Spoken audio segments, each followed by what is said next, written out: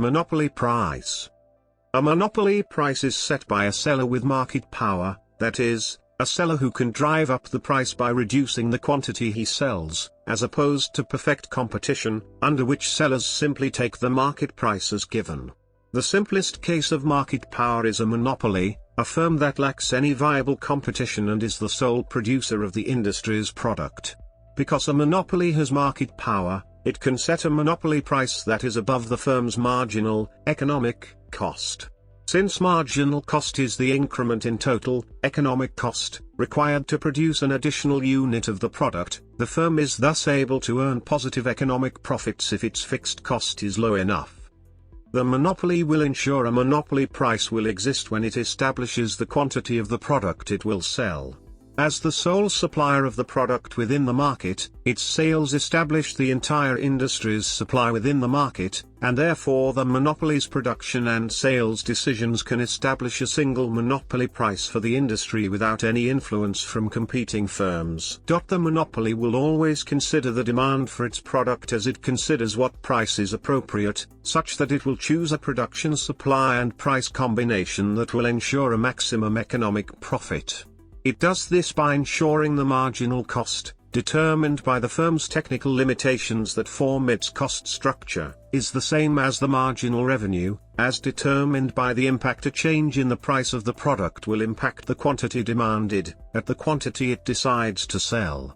The marginal revenue is solely determined by the demand for the product within the industry, and is the change in revenue that will occur by lowering the price just enough to ensure a single additional unit will be sold. The marginal revenue is positive, but it is lower than the price associated with it because lowering the price will. Marginal cost solely relates to the firm's technical cost structure within production, and indicates the rise in total, economic, cost that must occur for an additional unit to be supplied to the market by the firm. The marginal cost is higher than the average cost because of diminishing marginal product in the short run. Samuelson indicates this point on the consumer demand curve is where price is equal to 1/1 plus the reciprocal of the price elasticity of demand.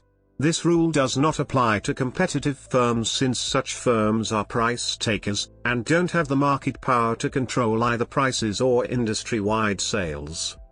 Although the term markup is sometimes used in economics to refer to difference between a monopoly price and the monopoly's marginal cost, MC, the term markup is frequently used in American accounting and finance to define the difference between the price of the product and its per unit accounting cost. Accepted neoclassical microeconomic theory indicates the American accounting and finance definition of markup, as it exists in most competitive markets, solely ensures an accounting profit that will be just enough to solely compensate the equity owners of a competitive firm within a competitive market for the economic cost, opportunity cost, they must bear when they decide to hold on to the firm's equity. The economic cost of holding on to equity at its present value is the opportunity cost the investor must bear when he gives up the interest earnings on debt of similar present value. He holds on to equity instead of the debt. Economists would indicate a markup rule on economic cost used by a monopoly to set a monopoly price that will maximize its profit, is excessive markup that leads to inefficiencies within an economic system. Mathematical derivation: how a monopoly sets the monopoly price. Mathematically, we derive the general rule a monopoly uses to maximize monopoly profit through simple calculus. We first depict the basic equation for economic profit, in which the total economic cost varies directly with the quantity produced. This is done by setting the derivative of pi, \displaystyle\pi, with respect to q equal to 0, profit of a firm is given by total revenue, price times quantity sold, minus total cost. This yields, or marginal revenue equals marginal cost. This is usually called the first-order conditions for a profit maximum. According to Samuelson, by definition P, Q, P, \displaystyle PQ/P, is the reciprocal of the price elasticity of demand, or 1, epsilon, \displaystyle1/\epsilon. Hence, this gives the markup rule. Or, letting eta, \displaystyle\eta, be the reciprocal of the price elasticity of demand. Thus the monopolistic firm chooses the quantity at which the demand price satisfies this rule. Since for a price-setting firm eta less than 0, \displaystyle \eta less than 0, this means that a firm with market power will charge a price above marginal cost and thus earn a monopoly rent. On the other hand, a competitive firm by definition faces a perfectly elastic demand, hence it believes E2 equals 0, \displaystyle E2 equals 0, which means that it sets price equal to marginal cost.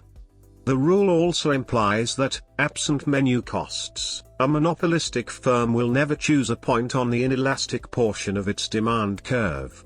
Furthermore, for an equilibrium to exist in a monopoly or in an oligopoly market, the price elasticity of demand must be less than -1, eta less than 1, \displaystyle 1/ eta less than 1, mask L, simply because the price elasticity of demand must be less than -1 for marginal revenue, to be positive. The mathematical profit maximization conditions, first-order conditions, ensure the price elasticity of demand must be less than -1, since no rational firm that attempts to maximize its profit would incur additional cost, a positive marginal cost, in order to reduce revenue, when less than 0.